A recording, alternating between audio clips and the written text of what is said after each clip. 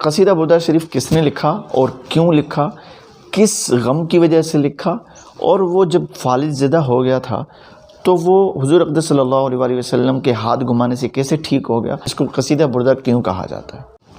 مولا یا صلی وسلم دائماً ابداً لکھنے والے بزرگ کو جب نبی کریم صلی اللہ علیہ وسلم کی زیارت ہوئی اور جب یہی قصیدہ سنایا تو نبی کریم صلی اللہ علیہ وسلم نے کیا ہدیہ اس کو عطا فرمایا، پوری کہانی سنیے گا، ایمان تازہ ہو جائے گا۔ دوستوں، مصر کے ایک مشہور بزرگ شرف الدین بصری گزرے، انہوں نے ایک غریب گھرانے میں آنکھ کھلی۔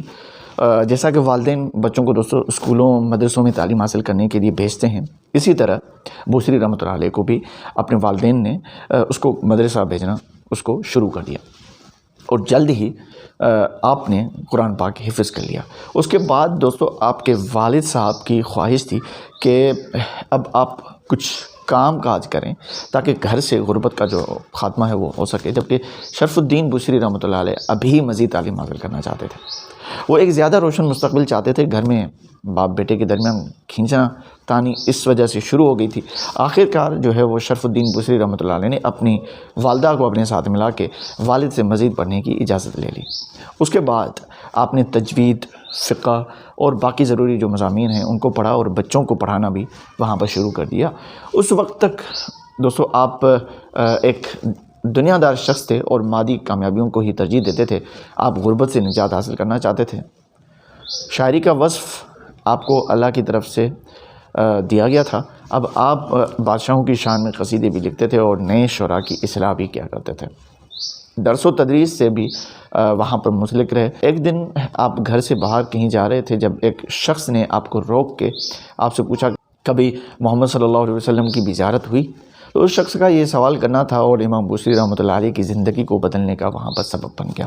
اب امام بصری رحمۃ اللہ علیہ نے آپ صلی اللہ علیہ وسلم کی حیات طیبہ کا بغور مطالعہ جو ہے وہ شروع کر دیا۔ آپ جوں مطالعہ کرتے جاتے تھے آپ کے دل میں آپ صلی اللہ علیہ وسلم کی محبت جو ہے وہ بڑھتی جا رہی تھی۔ جوں وقت گزر رہا تھا آپ کے دل میں نبی آخر الزمان محمد مصطفیٰ صلی اللہ علیہ وسلم کے عشق کی طرب جو تھی وہ اور بڑھتی جا رہی تھی۔ اسی دوران میں انہیں فالج کا حملہ ہوا اور یہ صاحب فراش ہو گئے۔ اسی حالت میں 15 سال بیچارے کے گزر گئے۔ وہ بادشاہ جن کے قصیدے امام بصری لکھتے تھے انہوں نے پلٹ کے بھی نہیں پوچھا۔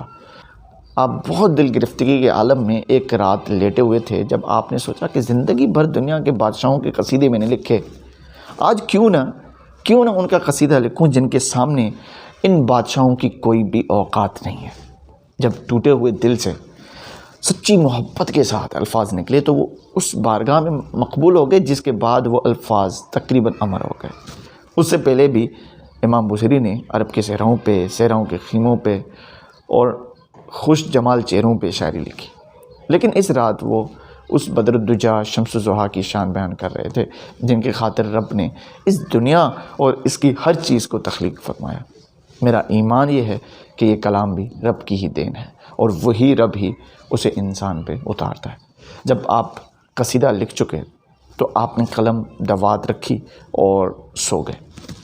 اسی رات آپ نے خواب دیکھا کہ آپ صلی اللہ علیہ وسلم تشریف لائے ہیں اور فرمایا اٹھ بصری۔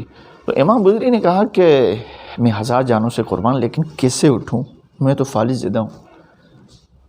کیونکہ وہ فالج زدہ تھے اور اٹھنے سے قاصر تھے تو آپ صلی اللہ علیہ وسلم نے اپنا دست شفقت ان کے جسم پہ پھیرا اور فرمایا اٹھ اور مجھے وہ سنا جو تو نے لکھا۔ دوستو امام بصری اٹھ بیٹھے اور جھوم کے سنا رہے تھے۔ انہوں نے وہ کلام لکھا تھا مولا یا صلی وسلم دائماً ابداً۔ دوستو اب امام بصری جھوم کے پڑھ رہے ہیں اور محمد صلی اللہ علیہ وسلم ان کی محبت کو قبول فرماتے ہوئے ان کے ساتھ سن رہے ہیں۔